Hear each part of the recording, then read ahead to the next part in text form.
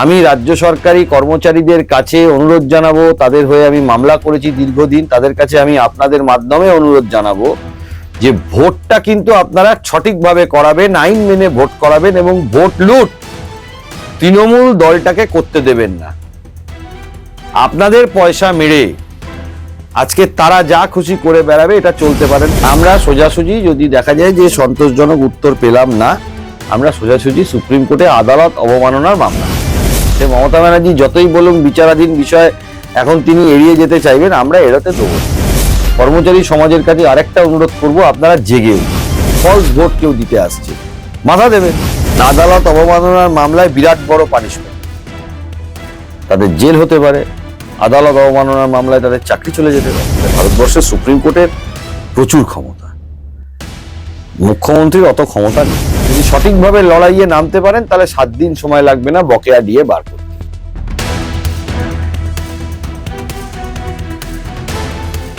বিক্রমদা, আপনাকে মাধ্যমে স্বাগত। নমস্কার দাদা, আমরা দেখলাম সংগ্রামী যৌথ মঞ্চ তাদের পক্ষ থেকে রাজ্যের মুখ্য সচিব এবং অর্থ সচিবকে সম্প্রতি যে নোটিশ পাঠানো হয়েছে, তার মূল আইনি ভিত্তি কি? দেখুন, সুপ্রিম কোর্ট ডিএ মামলার যে রায় দিয়েছে তাতে সুপ্রিম কোর্ট খুব স্পষ্টতই একটা কথা বলেছে যে 16ই মে ইন্ট্রিম অর্ডার যেটা সুপ্রিম কোর্ট দিয়েছিল, যেখানে 25% এরিয়া ডিএ দিয়ে দিতে বলেছিল, সেই 25% এরিয়ার ডিএটা রাজ্য সরকার দেয়নি। এখন সুপ্রিম কোর্টের কাছে রাজ্য সরকার তখন বলেছিল যে যদি 25% দিয়ে দিয়ে আর আলটিমেটলি সুপ্রিম কোর্ট রাজ্য সরকারকে জিতিয়ে দেয়, তাহলে এই টাকাটা এমপ্লয়ীদের থেকে ফেরত নেওয়াটা ডিফিকাল্ট হয়ে যাবে। এটা হিউজ অ্যামাউন্ট অফ টাকা, 11,000 কোটি টাকার সমান। তাই জন্য মূল মামলা শুনানি হোক। তো সেই সময় আমরাও যারা ছিলাম, আমরা তখন এটা রাজি হই যে ঠিক আছে, মূল মামলা শুনানিটা হোক।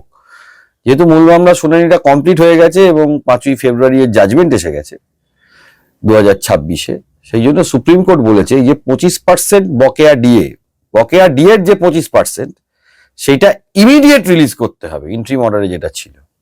তো যেদিন জাজমেন্ট দিয়েছে, ইমিডিয়েট রিলিজ শব্দটার অর্থ হচ্ছিল যেদিন দিয়েছে তার পরের দিনই সেটাকে রিলিজ করতে হবে।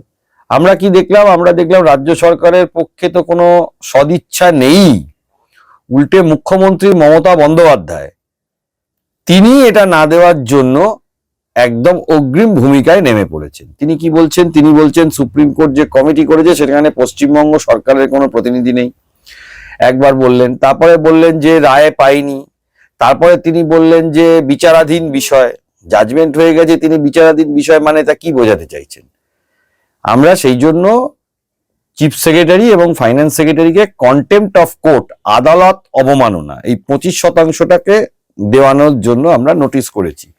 আর বাকি যেটা আছে সেটা 6 মার্চের মধ্যে যে কমিটি সুপ্রিম কোর্ট গড়ে দিয়েছে, তারা রিপোর্ট তৈরি করে 31শে মার্চে তাদেরকে ফার্স্ট ইনস্টলমেন্ট পশ্চিমবঙ্গ সরকারকে দিতে হবে। মানে 25% প্লাস ফার্স্ট ইনস্টলমেন্ট, এইটা পশ্চিমবঙ্গ সরকারকে দিতে হবে। এই জন্য মমতা বন্দ্যোপাধ্যায়ের চাপে, আর চাপের পরে চাপ উনি ডেফিনেটলি এটাতে পেয়েছেন, যার জন্য তিনি বলছেন যে বিচারাধীন বিষয়, তিনি বিষয়টার থেকে এড়িয়ে যেতে চাইছেন।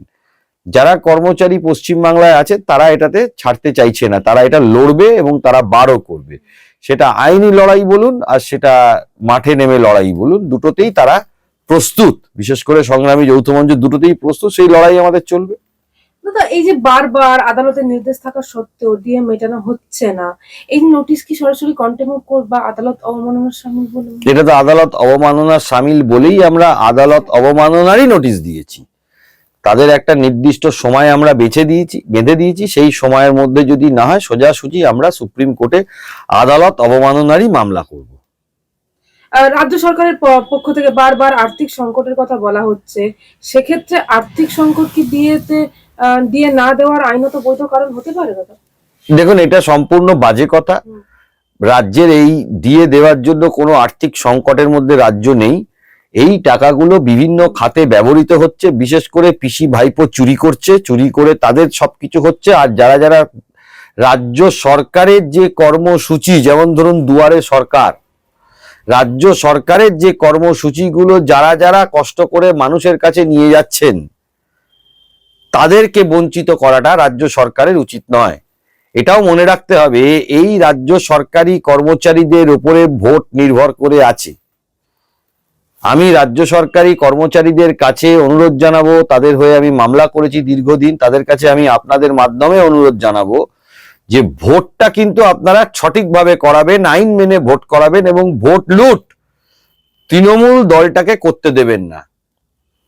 আপনাদের পয়সা মেরে আজকে তারা যা খুশি করে বেড়াবে, এটা চলতে পারে না। আপনাদের মধ্যে কেউ প্রিসাইডিং অফিসার হবেন, আপনাদের মধ্যে বিভিন্ন বুথে আপনারা বসবেন, আপনাদের মধ্যে থেকে অবজারভার হবে, আপনাদের মধ্যে পুরো ভোটটা একদম ফিল্ডে আপনারাই করাবেন, এনারাই ভোটটা করায়। তাই এদেরকে বঞ্চিত করে পশ্চিম বাংলায় আমরা চেষ্টা করছি যাতে তৃণমূল যেন কিছু করতে না পারে, এদেরকে বঞ্চিত করে। দাদা, যদি এই নোটিশের সন্তোষজনক উত্তর না পাওয়া যায় তবে কি পরবর্তী আইনি পদক্ষেপ কি হতে পারে? আমরা সোজাসুজি যদি দেখা যায় যে সন্তোষজনক উত্তর পেলাম না, আমরা সোজাসুজি সুপ্রিম কোর্টে আদালত অবমাননার মামলা করব। সুপ্রিম কোর্ট তারপরে দেখবে, কারণ দেখুন এই জাজমেন্ট ফাইনাল হয়ে গেছে, রাজ্য সরকার এখান থেকে আর বেরোতে পারবে না। ভারতবর্ষের সর্বোচ্চ আদালত এই রায় দিয়েছে। সে মমতা ব্যানার্জি যতই বলুন বিচারাধীন বিষয় এখন তিনি এড়িয়ে যেতে চাইবেন, আমরা এড়াতে দেবো না এবং কর্মচারীরাও এড়াতে দেবে না। কর্মচারী সমাজের কাছে আরেকটা অনুরোধ করব, আপনারা জেগে উঠুন, আপনাদের অধিকার প্রতিষ্ঠার জন্য জেগে উঠুন। প্রত্যেকটা জায়গায় আপনাদেরকে প্রতিবাদ করতে হবে, কোনো বেআইনি কাজ হলেও প্রতিবাদ করুন, কারণ আপনি আপনার যেটা প্রাপ্য সেটা পাচ্ছেন না। তাই সামনে ভোট আছে, এটাও একটা প্রতিবাদ করার আপনাদের জায়গা, আপনার জায়গা থেকে করবেন। সবাই যে রাস্তায় নামতে পারবে এরকম তো না, আবার অনেকে আছে রাস্তায় নামতে পারবেন, যে যারা যেটা পারবেন, যারা লড়াইটা যেভাবে দিতে পারবেন, আপনার জায়গার থেকে যেভাবে, যেমন ফলস ভোট কেউ দিতে আসছে, বাধা দেবেন, বাধা দেবেন, আপনাদের উইল পাওয়ার থেকে সেটা বাধা দেবেন। আপনি প্রিসাইডিং অফিসার, কে পলিটিক্যাল পার্টি কি বললো না বললো তাতে আপনার কিছু যায় আসে না, আপনি বাধা দেবেন। যেখানে দেখবেন বেআইনি জিনিস হচ্ছে, যেখানে দেখবেন গুন্ডা আসছে, যেখানে দেখবেন বুথের সামনে আপনার লোকজন আসছে, ঝামেলা করতে আসছে, সেগুলো বাধা দেবেন। আপনারাই পারবেন সমাজ পরিবর্তন করতে। দাদা, এই যে মুখ্য সচিব বা অর্থ সচিব তারাও কি ব্যক্তিগতভাবে এই যে আপনারা আদালত অবমাননার যদি মামলা করেন সেক্ষেত্রে তারাও কি এর মধ্যে আসবে? আদালত অবমাননার মামলায় বিরাট বড় পানিশমেন্ট হতে পারে, তাদের জেল হতে পারে।